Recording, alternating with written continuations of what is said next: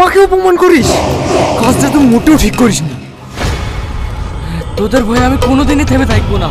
Hello বন্ধুরা, আসসালামু আলাইকুম। আশা করি আপনারা সবাই ভালো আছেন। চলে আসলাম আপনাদের সবার প্রিয় পল্লীগ্রাম টিভির আরো একটি নতুন নাটকের আপডেট নিউজ নিয়ে। আপনাদের সবার প্রিয় অভিনেতা রোহান এবং সবার প্রিয় অভিনেত্রী সাথীর নতুন নাটক প্রতিবাদের আপডেট নিয়ে। নাটকটির দ্বিতীয় পর্ব আসবে কি না এবং দ্বিতীয় পর্বটি কোন চ্যানেলে আপলোড করা হবে এবং আপনারা এখনই নাটকটির দ্বিতীয় পর্ব কিভাবে দেখবেন, এসব কিছু নিয়েই থাকছে আজকের এই ভিডিওটি।